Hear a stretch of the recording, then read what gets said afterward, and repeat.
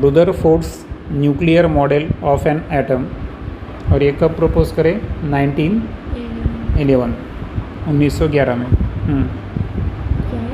Rutherford studied the inside of atom by his celebrated scattering experiment and put form the nuclear model of atom in the year 1911. अब Rutherford नाम का शास्त्रज्ञ है जिसने inside of atom यानी atom के अंदर क्या है, अणु के अंदर क्या है, इसका स्टडी किया। और उसका जो स्कैटरिंग एक्सपेरिमेंट है, उसका स्कैटरिंग एक्सपेरिमेंट है, और उसके बाद उन्हें न्यूक्लियर मॉडल पेश करा, किसका? एटम का। और ये कौन से साल में पेश करा? 1911 में। Rutherford took a very thin gold foil thickness 10⁻⁴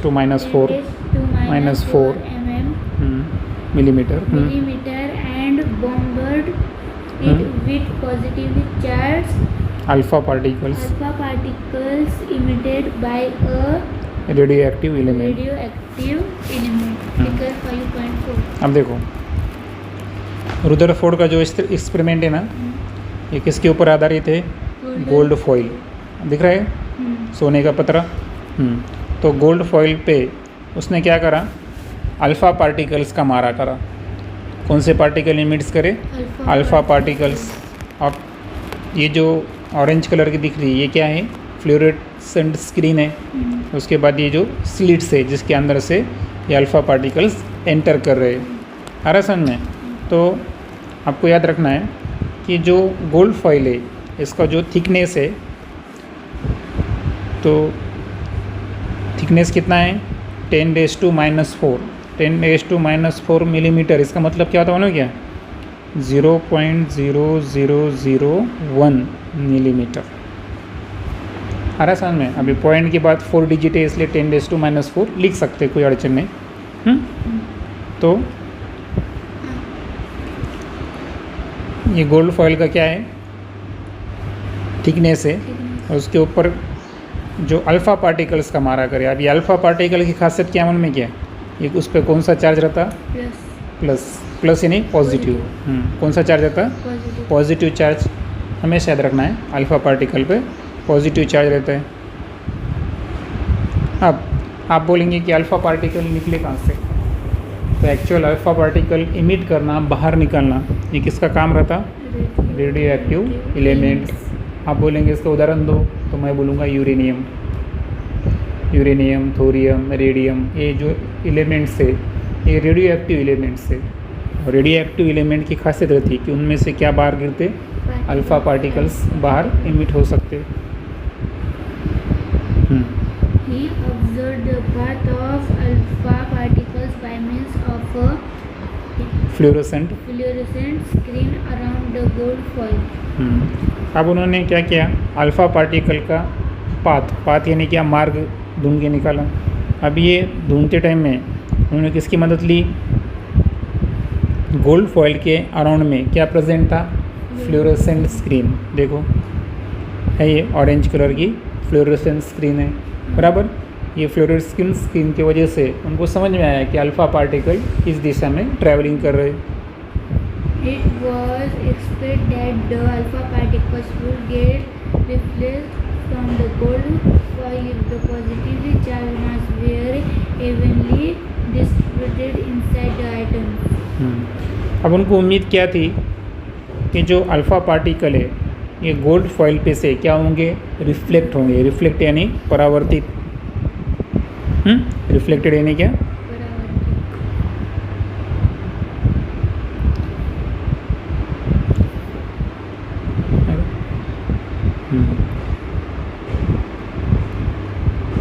अब ये जो अल्फ़ा किरण है ये क्या होंगे? रिफ्लेक्ट होंगे। ऐसा उनको क्यों लगा? एक्सपेक्टेशन क्यों थी उनको गोल्ड फॉइल पे से? क्योंकि if the positively charge mass were eventually distribute inside the atom, यानी एटम के अंदर क्या प्रेजेंट है? पॉजिटिवली चार्ज प्रेजेंट है, और ये पॉजिटिवली चार्ज अल्फ़ा पार्टिकल को क्या करेगा? रिफ्लेक्ट करेगा, बराबर। क्योंकि अगर एटम के अंदर पॉजिटिव चार्ज प्रेजेंट है तो वो पॉजिटिव चार्ज अल्फ़ा किरण को आर पार जाने देंगे क्या? नहीं, वो उसको क्या करेगा? रिफ्लेक्ट करेगा, परावर्तित करेगा। Unexpectedly, most of the Alpha particles went straight through the foil. A small number of alpha particles get deflected from the original path through a small Angle. A still smaller number of alpha particles get deflected through a longer angle, and Surprisingly, one alpha particle out of 2,20,000 bounce back in the direction opposite to the original path. अब देखो क्या हुआ, उनको लगा कि जब ये देखो अल्फ़ा किरण गोल्ड फॉइल पे जाएंगे तो उसके बाद वो क्या होंगे? रिफ्लेक्ट होंगे सब के सब, ऐसा लगा। लेकिन वैसा हुआ क्या? नहीं है। तो ज़्यादातर देख रहे हैं आप, ये फिगर में देखो, ज़्यादातर तो अल्फ़ा पार्टिकल्स थे वो गोल्ड फॉइल में से क्या हुए? आर पार चले गए, बाहर निकल गए, बराबर। और कुछ ऐसे थे जिन्होंने क्या करे? एंगल बदले। देखो है फिगर के अंदर देखेंगे हम, तो कुछ ने क्या किया? एंगल बदले। किसी का लार्जर एंगल था, किसी ने ज़्यादातर अल्फ़ा पार्टिकल जो है वो आर पार चले गए, ज़्यादा से ज़्यादा। देखो यहाँ पर दिया है कि ओवरऑल एक पॉइंट लेंगे अपन रेड कलर से, देखो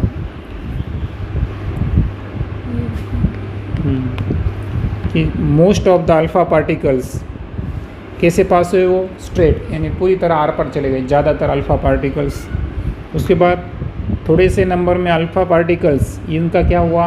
डिफ्लेक्शन ओरिजिनल पाथ से। कितने एंगल में? स्मॉल एंगल में, यानी स्ट्रेट तो गए लेकिन थोड़ा सा एंगल बदले।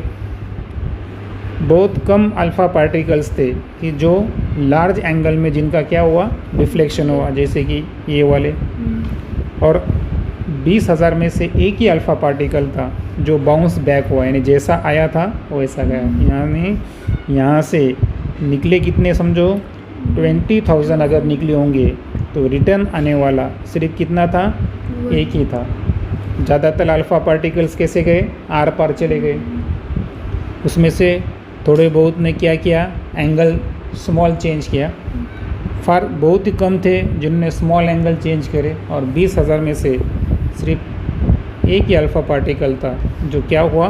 बाउंस बैक, यानी उसी डायरेक्शन में वापस आया जिस डायरेक्शन में वो गया था। यानी उसका जो सोच थी इसकी रुद्रफूड की वो गलत थी। आ रहा है समझ में आपको? ये क्यों हुआ मालूम है क्या? क्योंकि ये जो गोल्ड फॉइल है इसके अंदर ये मेटल है, इसके अंदर भी एटम्स प्रेजेंट होंगे। वो एटम्स के अंदर सिर्फ पॉजिटिव चार्ज है क्या? नहीं, उसके अंदर नेगेटिव चार्ज भी है और कुछ एम्प्टी स्पेस भी है। अगर उसमें एम्प्टी स्पेस नहीं रहता तो ये अल्फ़ा पार्टिकल्स आर पार गए होते क्या? नहीं। यानी ये एक्सपेरिमेंट से क्या सिद्ध होता कि एटम के अंदर क्या प्रेजेंट रहता? एम्प्टी स्पेस, खाली जगह प्रेजेंट रहती है एटम के अंदर। ये एक्सपेरिमेंट से सिद्ध होता। अब आगे The large number of the alpha particles that went straight through the foil indicates that there was no obstacle in their path. अब ज़्यादातर अल्फ़ा पार्टिकल्स ये कैसे गए? स्ट्रेट फॉइल के आर पार चले गए। इसका मतलब नो ऑब्स्टेकल, उनको रोकने वाला कोई था क्या? वहाँ पर कोई किस्म का अड़थड़ा मौजूद नहीं था। It meant that there must be mainly an empty space inside the atoms in the solid gold foil. इसका मतलब सॉलिड गोल्ड फॉइल के अंदर जो भी एटम्स प्रेजेंट है उसके अंदर क्या प्रेजेंट था? एम्प्टी स्पेस, यानी एटम के अंदर रिकामी जगह रहती। ये एक्सपेरिमेंट से सिद्ध होता। The small number of alpha particles that get deflected through a small or a big angle must have faced an obstacle in their path. कुछ अल्फ़ा पार्टिकल जो है उनका एंगल चेंज हुआ, डिफ्लेक्शन हुआ। स्मॉल में होगा या बिग एंगल में होगा, लेकिन उन्हें एंगल बदले, इसका मतलब वो किसी को तो भी धड़की, ऑब्स्टेकल मिला उनको, और ऑब्स्टेकल मिलने की वजह से उनका क्या हुआ, डिफ्लेक्शन, अल्फा पार्टिकल ने एंगल चेंज करे। It means that the positive charge and heavy part causing obstruction would be in the center of the atom. इसका मतलब क्या सिद्ध होता कि जो कि पॉजिटिवली भी चार्ज है और हेवी पार्ट है, तो वो एटम के कहाँ प्रेजेंट है, सेंटर के अंदर प्रेजेंट है। ये इस पे से सिद्ध होता। देखो ये पूरा एटम है, ऐसा अपन कंसिडर करेंगे, बराबर। तो जो हेवी पार्ट है वो कहाँ प्रेजेंट है, सिर्फ सेंटर में, बाकी पूरी जगह कैसी है, empty.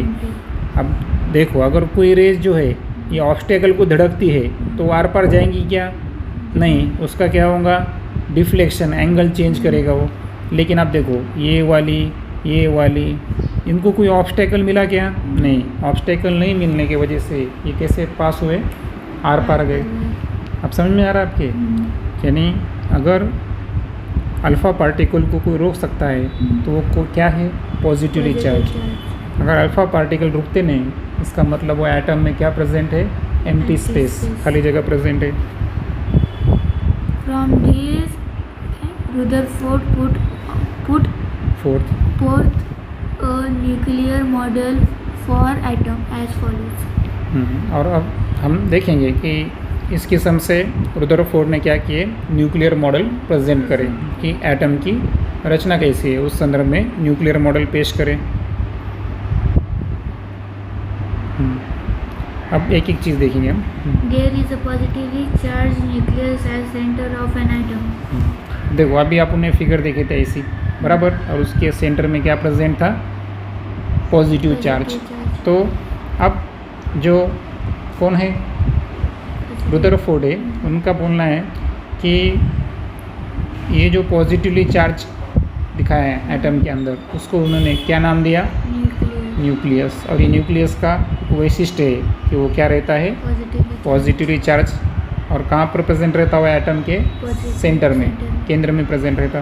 Almost the entire mass of the atom is concentrated in the nucleus. यानी एटम का जो ज़्यादा 99% वस्तुमान है, ज़्यादातर जो वस्तुमान है वो कहाँ पर रहता, न्यूक्लियस के अंदर। ये वज़न है क्या, नहीं, ये पूरा एम्प्टी स्पेस है। आ रहा है समझ में, ये क्या है, एम्प्टी स्पेस है। एटम का ज़्यादातर मास कहाँ प्रेजेंट रहता, सेंटर में, यानी उसके न्यूक्लियस। यानी एटम का सबसे ज़्यादा अगर हेवी एटम को ही रहता होगा, ज़्यादातर मास वाला, तो क्या रहता, nucleus. Negatively charged particles called electrons revolve around the nucleus. हाँ, और जो नेगेटिवली चार्ज इलेक्ट्रॉन्स है, जैसे कि तब आगे आगे समझ में आएगा तुम्हारे कि इसमें कुछ ऑर्बिट रहते, ये ऑर्बिट के अंदर कौन रिवॉल्व होते रहते, इलेक्ट्रॉन्स। आ रहा है समझ में, यानी एटम का सबसे ज़्यादा वज़न वाला भाग कौन सा रहता, न्यूक्लियस। एटम का पूरा जो मास है, होल मास, वो कहाँ कॉन्सेंट्रेट है, न्यूक्लियस, जो कि न्यूक्लियस पे कौन सा चार्ज प्रेजेंट है, पॉजिटिव।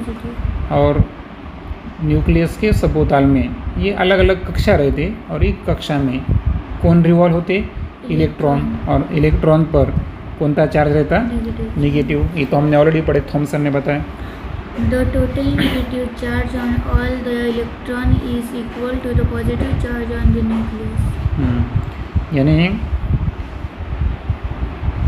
जितना नेगेटिव चार्ज रहता सब इलेक्ट्रॉन्स पर, उतना ही पॉजिटिव चार्ज किसका प्रेजेंट है, न्यूक्लियस का। यानी आ रहा है समझ में, ये न्यूक्लियस का अगर पॉजिटिव चार्ज 100 है, तो इलेक्ट्रॉन का भी नेगेटिव चार्ज कितना रहेगा, 100। इसीलिए एटम क्या है, इलेक्ट्रिकली न्यूट्रल है। आ रहा है समझ में। तो जितना भी इलेक्ट्रॉन का नेगेटिव चार्ज रहेगा, उतना ही पॉजिटिव चार्ज कहाँ प्रेजेंट है, न्यूक्लियस में प्रेजेंट है। As the opposite charge are balanced, the atom is electrically neutral. बताया मैंने आपको। मान लो अगर कंसीडर कर रहे हैं हम कि इलेक्ट्रॉन का चार्ज कितना है, -100, तो न्यूक्लियस पर पॉजिटिव चार्ज कितना रहेगा, प्लस। अब ये दोनों के -100 और +100 की बेरीज करेंगे हम, तो कितनी आएंगी, ज़ीरो। इसका मतलब कोई भी एटम ये इलेक्ट्रिकली क्या रहता, न्यूट्रल नेगेटिवली इलेक्ट्रिकली न्यूट्रल रहता। जितना पॉजिटिव चार्ज उतना ही नेगेटिव चार्ज। पॉजिटिव चार्ज कहाँ प्रेजेंट रहेगा, न्यूक्लियस। न्यूक्लियस में, और नेगेटिवली चार्ज कहाँ रहेगा, इलेक्ट्रॉन। इलेक्ट्रॉन्स पर। There is an empty space between the revolving electrons and the atomic nucleus. और अब यहाँ पर देखो ये जो न्यूक्लियस है और ये इलेक्ट्रॉन घूम रहे हैं, इनके बीच में क्या प्रेजेंट है, एम्प्टी स्पेस। space. क्या प्रेजेंट है, Empty space. Empty space. और ये एम्प्टी स्पेस जो है इसमें से अभी जो अल्फ़ा पार्टिकल्स थे आर पर चले गए थे। यानी रुदरफोर्ड के एटॉमिक मॉडल की वजह से बहुत चीज़ें समझ में आ गई।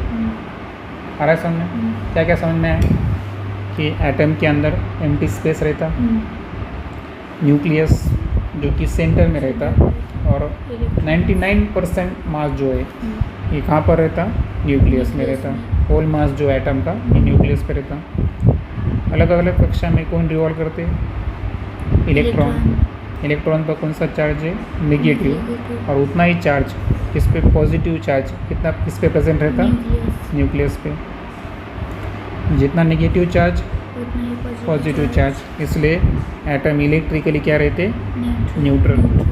और जो रिवॉल्विंग इलेक्ट्रॉन है तो इनके बीच में एम्प्टी स्पेस प्रेजेंट है। तो ये कुल मिलाकर रुदरफोर्ड का क्या है, एटॉमिक मॉडल। अब इसमें सवाल है, ये सवाल हम छोड़ देंगे, अब आखिरी के इतने पॉइंट ले लेंगे। And establish law of physics, an electrically charged body is revolving in a circular orbit, its energy decreases. अब फिजिक्स के अंदर एक लॉ क्या मालूम है क्या, जो इलेक्ट्रिकली चार्ज बॉडी है वो अगर सर्कुलर ऑर्बिट यानी गोलाकार अगर घूमती होंगी, रिवॉल्व होती होंगी, तो उसकी एनर्जी धीरे धीरे क्या होती, डिक्रीज यानी कम होती रहती। According to this law, the atom described in Rutherford's model turns out to be unstable. In reality, however, all atoms except radioactive atom are stable. अब देखो रुदरफोर्ड के एंगल से हम जाएंगे तो वो मॉडल क्या सिद्ध करता कि वो अनस्टेबल है, पर हकीकत में जो ऑल एटम्स है वो कैसे रहते, स्टेबल। रुदरफोर्ड के एक्सपेरिमेंट से जाएंगे तो क्या समझ में आ रहा कि वो सर्कुलर घूम रहे, इसका मतलब उसकी एनर्जी डिक्रीज होना चाहिए, वो अनस्टेबल है। मात्र रियलिटी क्या है, रियलिटी ये है कि सभी एटम्स ये कैसे होते हैं, स्टेबल। कौन छोड़ के, रेडियो एक्टिव एटम स्टेबल नहीं होते। आ रहा है समझ में, दो चीज़ ध्यान में रखो, सभी एटम क्या होते हैं, स्टेबल यानी स्थिर होते हैं। सिर्फ रेडियो एक्टिव ही एटम है जो कैसे है, अनस्टेबल है। This shortcoming of Rutherford's atomic model was removed by the atomic model put forth by Niels Bohr in the year 1913. और ये जो रुदरफोर्ड का एटॉमिक मॉडल, इसमें जो गलती हुई थी वो गलती सुधारा किसने, नील्स बोर। और अगले ये कब उन्हें किया, 1913 में। तो अगला जो रहेगा हम कंसेप्ट हमारी वो रहेंगी Bohr's stable orbit of atomic model, जो उन्होंने 1913 में एक्सप्रेस करी।